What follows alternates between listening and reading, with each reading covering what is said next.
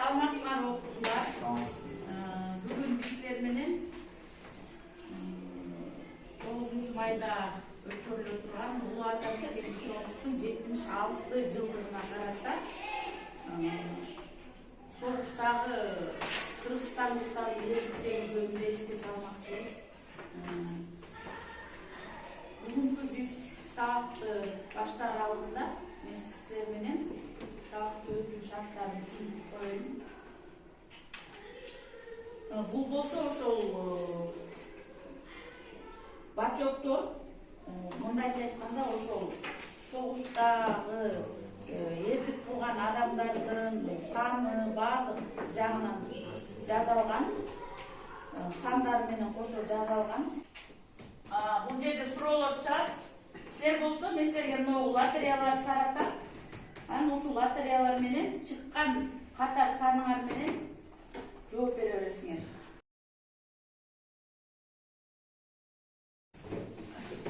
Азыр бул жерде мен силерге бачокторду аласыңар. Бул жерде ошол сандардын баарын айттым. Улуу Ата мекендик согуштагылардын катар сандары. Кана ким алат биринчи? Биринчи суроого, экинчи дүйнөлүк согуш кайсы мамлекетте канчанчы жылы башталган? Ойлойсуз? Экинчи дүйнөлүк согуш 1939-жылы немистер тарабынан башталат, Германия тарабынан. Экинчи дүйнөлүк согуш 1939-жылы Германиянын СССРга кол салыш менен башталган, Жакшы. Андан кийинки экинчи суроо. Улуу Ата мекендик согуш качан башталган? 2. Сабыр. Улуу Ата мекендик согуш качан башталган?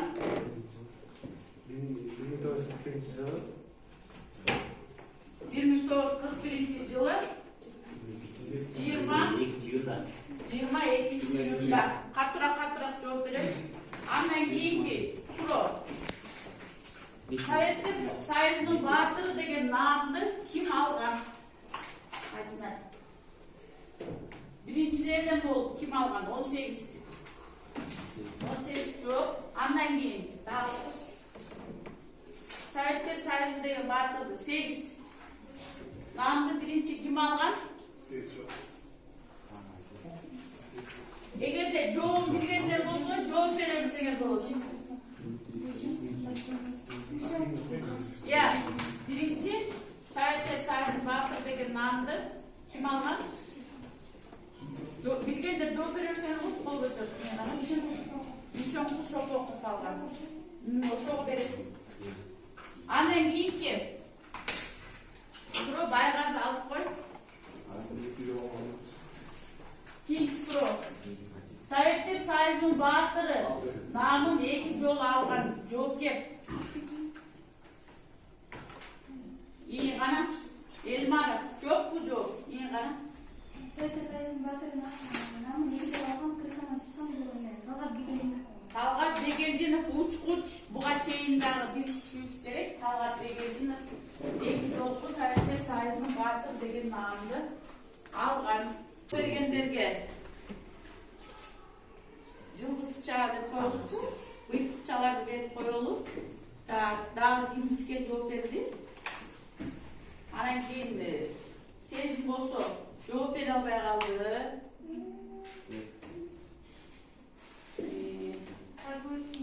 Байгазы менен Элмара да жооп бере албай калды. Байгазы менен Бектурга берип коелу. Экөөнө болот. Анан Элмара да жооп бере албай калды. Дагы ким жооп берди? Анан дагы бул жактан ала берсек. Анда балдар бүгүнкү биздин сабакта Улуу Ата мекендик согушта тыл болбосо, Улуу Ата мекендик согушта жеңишке жетмек эмес экенбиз да. Ошон үчүн биз силер менен бүгүн кыргыз элинин тылдагы кылган күжүрмөн эмгеги жөнүндө тема өтөбүз. Тыл деген сөздү кандай түшүнөсүңөр? Жардам бергендер. Айылдагы деген сөздү. Кол салууга мүмкүн болгон нейтралдуу жер. Кол салууга мүмкүн болгон нейтралдуу жерди. Дагы тыл деген. Тамагаш кимге Алия ошол. Согуш болгон жерди биз тыл деп өткөнбүз. Бар күчтүн бардыгы ошол тылда болгон. Эми биз туристтер менен ошол тылдагы күчүлгөн эмгек тууралуу сабагыбызды өтөбүз. Бүгүнкү биздин сабагыбыздын максаты согуш жылдардагы өнөр жайын өнүгүш менен таанышат экенбиз. Кыргызстандыктардын тылдагы эмгектерин талдайт экенбиз. Фронт үчүн жалпы элдик жардамды аныктайт экенбиз. Канча элдик жардам болгон. Анткени буга чейин силерде өзүңөрдө суроо болушу мүмкүн да. Улуу ата мекендик согуш кантип жеңишке жетти деген. Демек, улуу ата мекендик согуштун жеңишке жетишине тылдын салымы эң зор болгон. Бизде Кыргызстанда негизинен жалпы тыл 2 аймакта болгон. Мынакей стрелкамен көрүнүп тур. Мына Фрунзеде, анан кийин Ош аймагында. 1941 жылы июль-декабрь айларында ушул 2 аймакка 28 ишкана чет өлкөдөн көчүрүлүп келе баштаган. Бул ишканалардын бардыгы согуштук нукка бурулган ишканалар болчу. А буга чейин бул Фрунзеде иштеп жаткан жана Ошто иштеп жаткан ишканалардын бардыгы экономикалык багытта иштешип аткан. Анан 1941 жылы 22 июнда улуу ата мекендик согуш башталгандан кийин чет өлкөдөн ишканаларды көчүрүп келүүгө аргасыз болгон. Себеп дегенде ал жактагы ишканалар согуштук нукка бурулуп, согуш куралдарын чыгарууга мажбур болушкан. Ошол Запорожец областынан Бердянскта машина куруу заводу, Донецкте сымак комбинаты, Одессада Булгар желим заводдору, Харьковда трикотаж жана тигүү фабрикасы, Ростовдо бут кийим фабрикасы, кант, спирт заводдору, Курскта механикалык заводдору, Киевде бут кийим тигүүчү фабрикалар. Мына ушул 28 ишкананын ичинен ушулар Кыргызстандын аймагына көчүрүлүп келген. Мындайча карап турганда булардын бардыгы согушта керектүү каражаттарды чыгаруучу завод фабрикалар болгон. Эми могу видео тасмага көңүл бөлгүлө.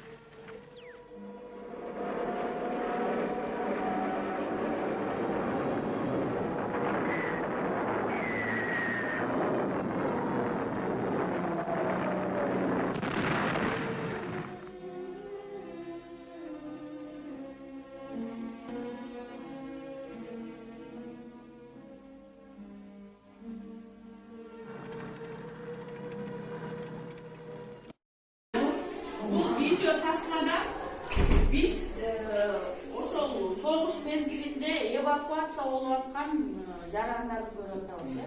Өзгөчө жаш балдар менен аялдар согуш болбогон региондорго көчүрүлүп, жанагы ишканалар менен көчүрүлүп келген сыяктуу, булар дагы ошол жака көчүрүлүп келип атат.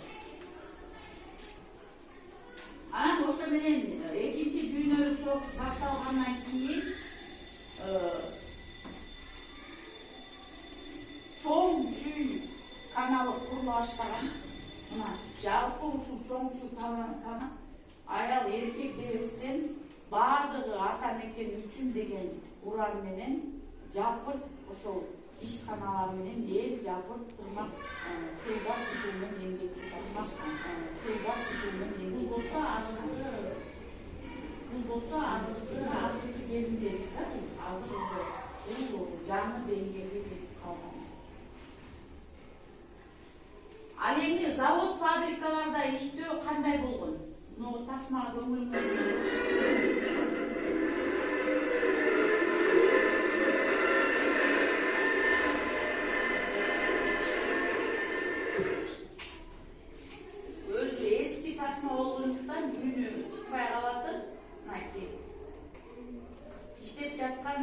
жарандардын жаш өзгөчөлүгүнө көңүл бурулат.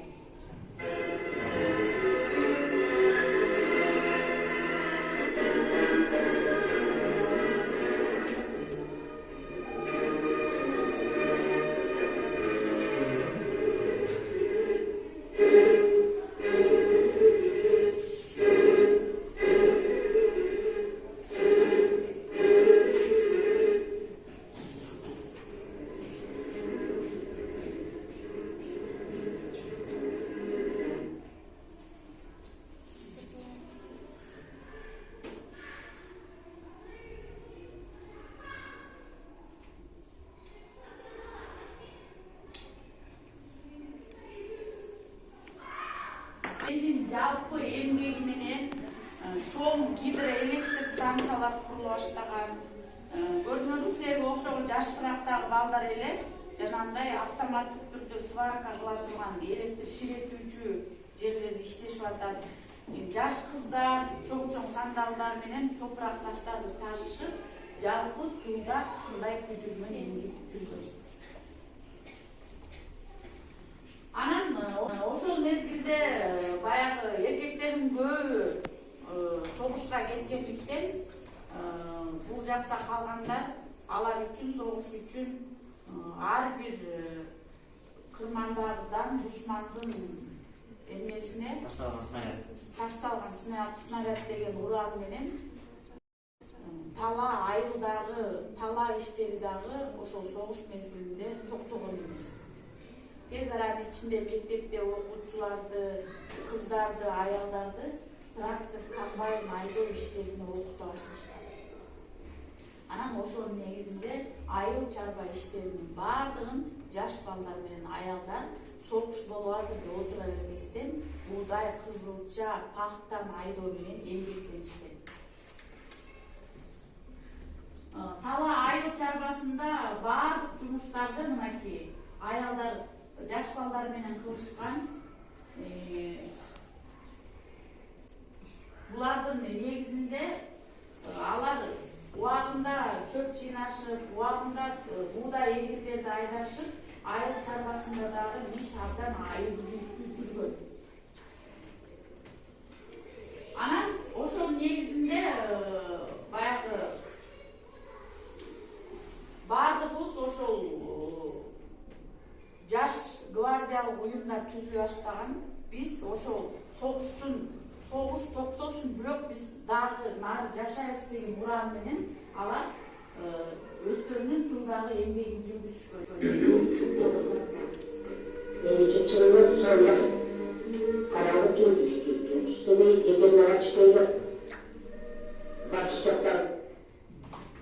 Бул абдан эски тасма болгондуктан үнүн жоготуп коюп атат.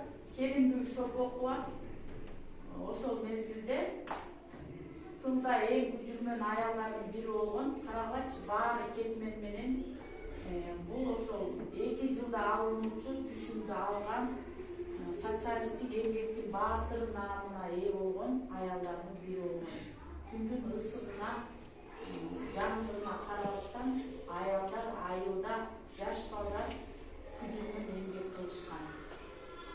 Ошондой эле ошол мезгилде сабакта токтогон эмес. Сабакты өтүү нуру техниканы окутууга өткөн. Аялдар өздөрү тракторлорду оңдошуп, комбайндардын баардыгын өздөрү айдаганды билишип, баардык эркектер кошуп жасай турган жумуштун бүттүгүн аялдар өздөрү колго алышкан. Ушундай негизде тылда күчү менен эмгек абдан жүргөн.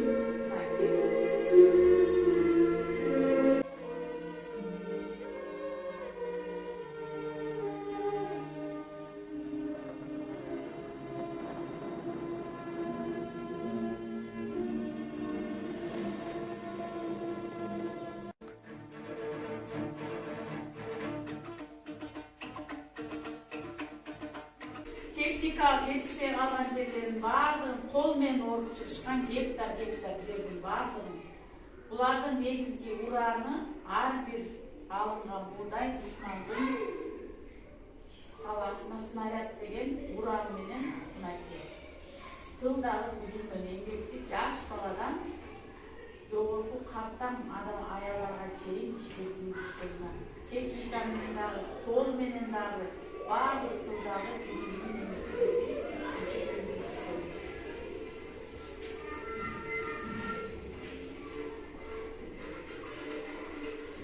Бүттүгү кол эмгеги менен жазалган карабыз.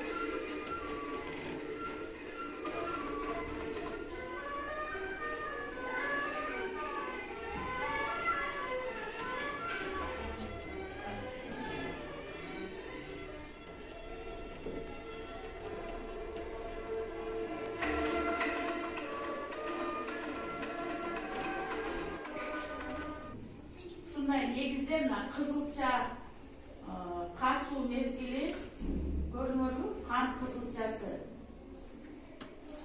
Қарабаш түшүндө иштешип аткан ысыкка суулукка карабастан керимбүү шопокова кызыл ошо кызыл красная звезда деген эмгектин наамын алган, Кыргызстандан чыккан биринчи социалисттик эмгектин баатыры болгон. Себебinde anın kızılçaları 2 yılda alınıcı düşündü 1 yılda alındı. Bu degen en küçükten emniyetleri bir oldu. Şunday negizde tılдағы gücüмен emniyet. Adamlar soğuşka akçalay jardamlarına көрсөтүп башташты. Bu жерде сен 4 парасы бар. Өздөрүнүн колундагы аттары, оотунан Өздөрү материалдык жактан кыйынчылыкта жашап жаткандарына карабастан, карапайым калк фронт үчүн өздөрү чогулткан байлыктарын, эмгек акысынын бир бөлүгүн, баалуу буюмдарын, алтын, күмүш жасалгаларын, тамак-аш продукцияларын жөнөтүшкөн. Согуштун биринчи эле күндөрүндө эмгекчилер 1-2 күндүк эмгек акыларын, майрам дем алыш күндөрү иштеп тапкан акчаларын элдик коргонуу фондусуна которушкан. Коргонуу фондусун түзүүгө колхозчу дыйкандар активдүү катышкан. 1941 жыл 2 августта Советтик Кыргызстан гезитинде жарыяланган Ысык-Көл областынын Керегеташ айыл чарба артелинин мүчөсү Токтосун Сатыбалдиевдин катынан. Биздин ата мекенге жек көрүүчү душман кол салды. Анык фашисттер орустарды, кыргыздарды, украиндерди, белорустарды, өзбектерди, казактарды, биздин өлкөнүн бардык элдерин өздөрүнүн кулдарына айлантууну көздөшүүдө. Алардын бардыгы ушундай негизде тылдагы gücüмен эмгектин аркасында анан кубанычтуу кабар 1945 жылдын 8 майында жалпы эмгектенген элдин үнү эмгеги акталып анан кийин фашисттик Германия жеңилген. Эми балдар биз силер менен азыр кахут оюн ойнойбуз. Сен кайсы айттың?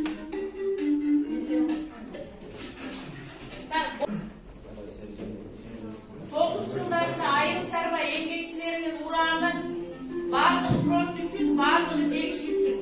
Egindin artık tonnası faşistlerinin lagerde düşkön snaryat. Bardığın el üçün, bardığın tınçlık üçün.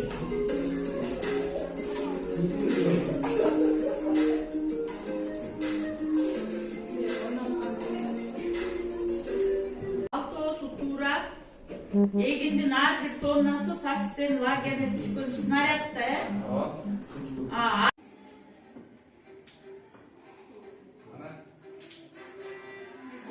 Çocukla bekliyor.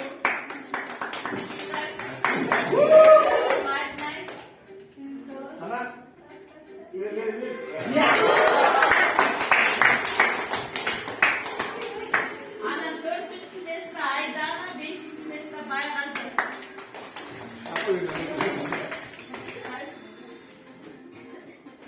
Demek okuyucular bugünkü bizdin sağlık düşmeden jeyimtliktalar üygön tapşırma 16.